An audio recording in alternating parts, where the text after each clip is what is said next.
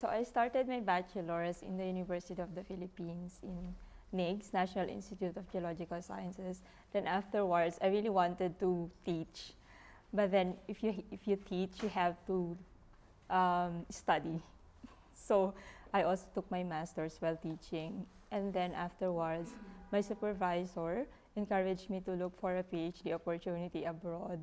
Well, studying back in the Philippines also okay, but our institute is still not very mature to offer PhD programs.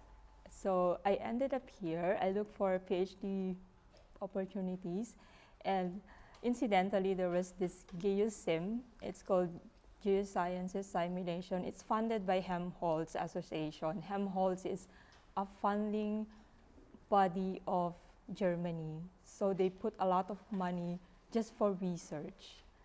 And so I applied. It's somehow a competitive thing because everyone in the world can really apply. So initially I was told I was qualified for the interview, and then later on after the interview they said I can come here and pursue my PhD studies. They granted me a 3-year contract to finish my PhD. So I started September 2011. Technically it's finished. So I'm currently finalizing my papers. The requirements include a publication for an international journal, and right now I'm waiting for the feedback from the reviewers from this journal. And my supervisor also granted me 6 months extension. It's very usual for students here to really have some extension. It's very tough to finish in 3 years, really.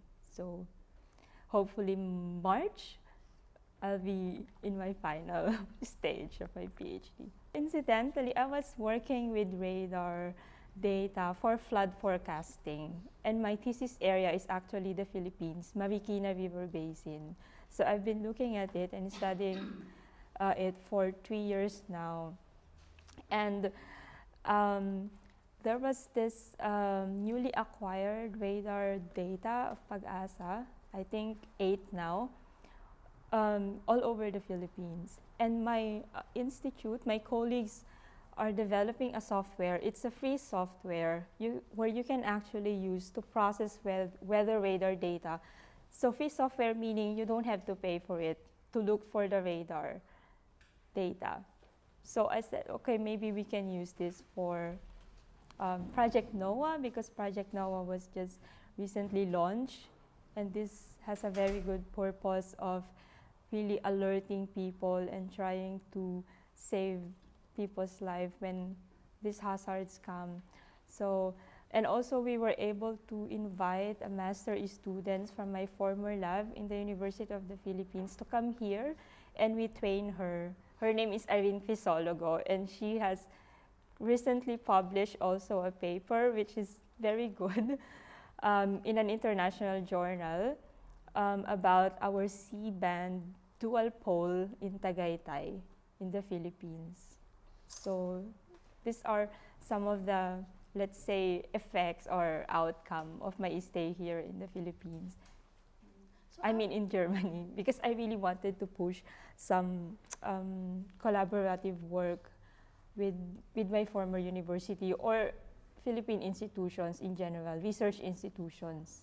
I would like to go back to the Philippines and do research. I really like to do research. And for one, my specialization is flood forecasting. And I think the most applicable place for it is the Philippines. We always have flood every now and then.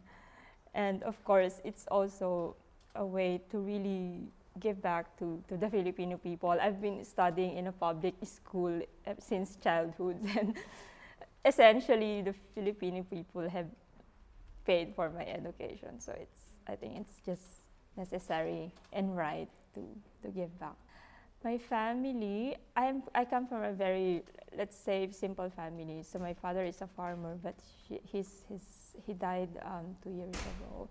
My mother is a housekeeper, and I have 5 siblings, but all of them have finished anyway, except our bunso, who is still in college. So But they really made us study because they said, oh, okay, we cannot give you anything for your mana. So you really have to study because that's the only thing that we can actually give you. So that's how my family went by.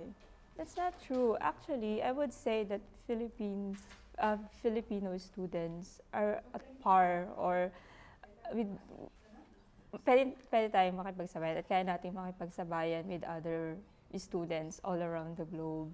And there are a lot of opportunities out there. Let's say scholarships, because I came here with a scholarship. So there are a lot of opportunities out there that they can really take advantage of. But I think one thing that's also not very encouraging with students, especially to pursue a scientific career, is the returns or the awards afterwards in the country. I would say I think it's also necessary for the country to really invest on people, on becoming a scientist, and really create a platform that will make them come back. I mean, sometimes it's also my concern that, oh, we should all go back and serve the country. But sometimes it's also hard to tell this to everyone because they're really, really good. I mean, after they graduate from a university here, they become really good that the only platform that can match their talents is a very good platform, like for example, German research institutions. So I think it's also part of the government to create an institution or a platform like this, so that we could all go back and say, oh, we want to do science here.